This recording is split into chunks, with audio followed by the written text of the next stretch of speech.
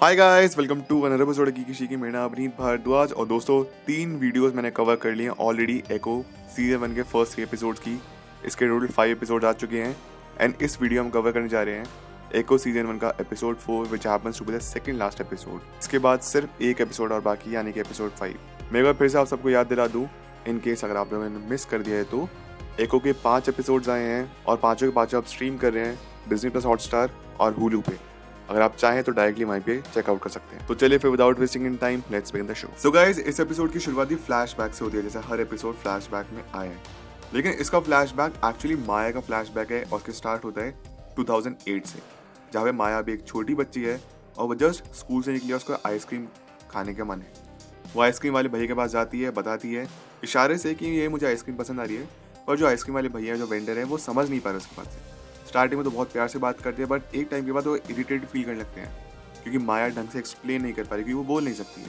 और यहीं पे गौर फरमाया जाए तो विल्सन फिस्क गाड़ी में बैठा हुआ है और वो वेट करे माया के आने की। वो नोटिस करते हैं कि वेंडर एक्चुअली अब बदतमीजी से बात कर रहा है माया से क्योंकि वो चिढ़ गया है। ये बात देख के विल्सन फिस्क को फिर किंगपिन को काफी गुस्सा है। विल्सन फिस्क जाता है और उस वेंडर को बहुत मारता है, घूसे भूसे उसको बहुत ज्यादा मारता है, खूनम खून हो जाता है।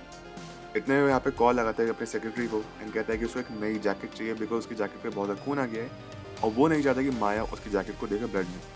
लेकिन हम देखते हैं कि एक्चुअली माया दूर खड़ी थी, उसको नोटिस कर रही। विल्सन समझाता है कि माया घबराने की बात नहीं है, कुछ डरो मत, लेकिन ऑन दी कॉन्ट्रेरी माया खुद आती है उस वेंडर के ऊपर लात पे लात बजाती है और फिर विल्सन फिस्क और माया वहाँ से चले जाते हैं। अब यह आ चुका है 2021 और यहाँ पे माया और विल्सन फिस्क डिनर कर रहे हैं।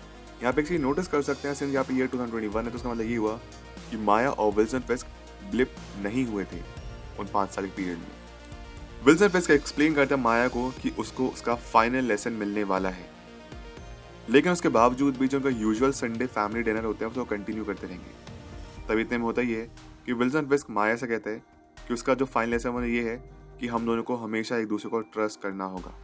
और उसके बाद जो इतने टाइम से उनका ट्रांसलेटर जो कर रही थी उसको वहाँ से भेज दिया जाता है मरने के लिए।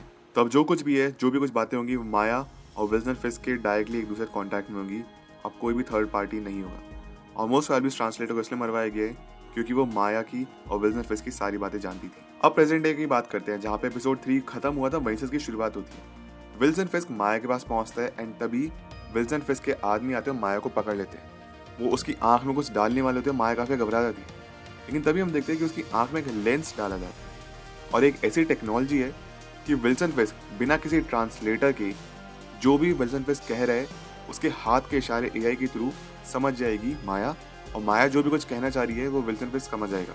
तो एक बात तो क्लियर होती है कि विल्सन फिस्क उसको मारना बिल्कुल भी नहीं चाहता था।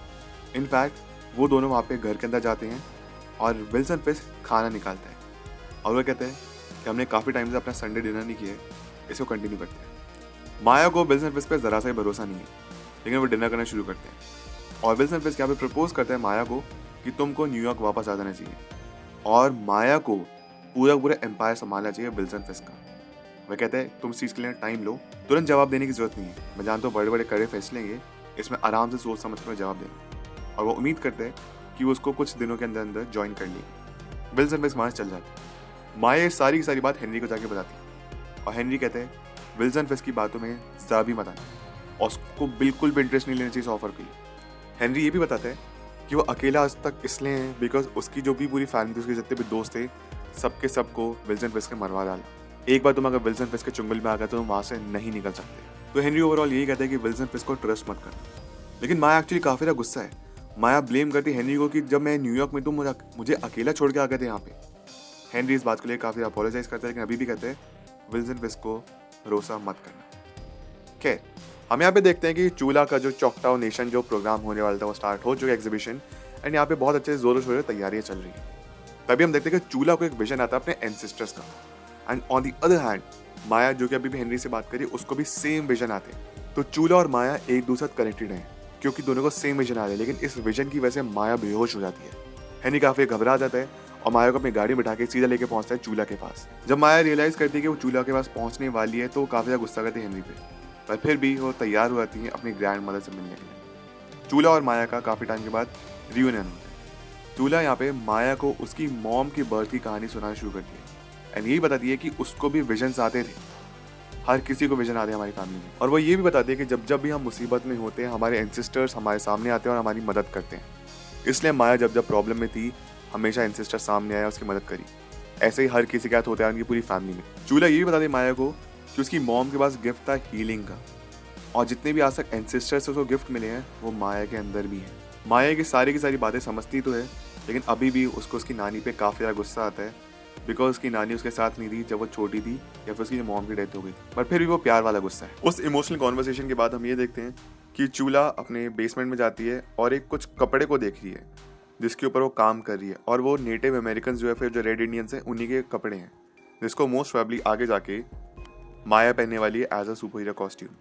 On the other hand Biscuits यहाँ पे पहुँचता है एक जंकयार्ड में, जहाँ पे उसको अपॉर्चुनिटी मिलती है, उसको जो कुछ सामान उठाना वो उठा सकता है, अपनी गाड़ी ठीक कर सकता है। यानी कि चूल्हा की गाड़ी जो काफ़ी तहस नहस हो गई थी उस ट्रेन वाले इंसिडेंट के बाद, उसको ठीक करने की अपॉर्चुनिटी मिलती है। वहीं पे गाइस हम ये देखते हैं कि माया पहुँचते है विल्सन फिस्क के पास, जो कि एक होटल में रुका हुआ है। माया अपनी गन निकालती है, उसको गन पॉइंट पे सामने बिठाती है। विल्सन फिस्क चाहे तो उसको तुरंत खत्म कर सकता है, लेकिन वो कुछ भी एफर्ट नहीं करता। वो कहता है अगर तुम मेरे को मारना चाहती हो मारो, लेकिन मैं तुम्हें पहले एक गिफ्ट देना चाहूँगा। माया अपनी बंदूक नीचे करती है और गिफ्ट में देखते हैं एक्चुअली उसने एक हैमर दिया हुआ है। तो मैं आपको बता दूँ इस हैमर का सिग्निफिकेंस क्या है। अगर आप लोगों ने डेयरडेविल देखा है शो नेटफ्लिक्स वाला, तो आप जानते होंगे हैमर है क्या।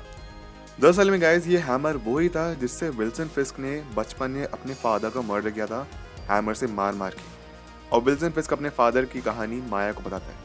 वो बताता है कि उस हैमर ने कितना सिग्निफिकेंट है, कितना इंपॉर्टेंट रोल प्ले किया उसकी लाइफ में। बेसिकली विल्सन फिस्क ने उस हैमर के इस्तेमाल से अपने आप को आज़ाद कर लिया था, और वो सेम हैमर ऑफर कर रहा है, फिर सेम अपॉर्चुनिटी ऑफर कर रहा है माया को कि अगर वो चाहे तो उसी हैमर के जरिए विल्सन फिस्क को तुरंत खत्म कर सकती है। उसके साथ अपॉर्चुनिटी है और विल्सन फिस्क कुछ भी रिफ्यूज़ नहीं करेगा। लेकिन हम ये देखते हैं कि माया एक्चुअली उसको नहीं मारती, उस हैमर को वापस टेबल पर रख देती है, विल्सन फिस्क को जिंदा छोड़ देती है, और वो अभी भी उस ऑफर को कंसिडर कर रही है कि वो न्यूयॉर्क जाके विल्सन फिस्क का जो पूरा का पूरा एम्पायर है या फिर बिजनेस है उसको संभाले। एपिसोड के एंड की तरफ हम ये देखते हैं कि माया अपनी मोटरसाइकिल पे बैठती है और वहाँ से निकल जाती है। हमको एग्जैक्टली तो नहीं पता कि माया जा कहाँ रही है, लेकिन हम ये देखते हैं कि विल्सन फिस्क एक्चुअली अपने जेट में माया का इंतजार कर रहा है, उम्मीद कर रहा है कि माया उसको ज्वाइन करेगी। लेकिन तभी विल्सन फिस्क फ़ोन पर बात करता है, उसका आदमी बताता है उसको कि माया को वो यहाँ पे फॉलो करे थे, बट माया उनके हाथ से निकल गई। तो उसका मतलब ये हुआ कि माया ने क्लियरली विल्सन फिस्क का जो ऑफर था उसको ठुकरा दिया।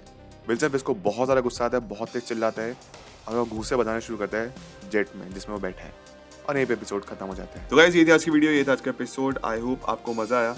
आपके जो भी थॉट्स है इस वीडियो से रिलेटेड या फिर आज के एपिसोड से रिलेटेड, प्लीज़ मुझे कमेंट्स आके जरूर बताइए। एंड ये बताइए कि आपका फेवरेट मोमेंट कौन सा था पूरे के पूरे एपिसोड से।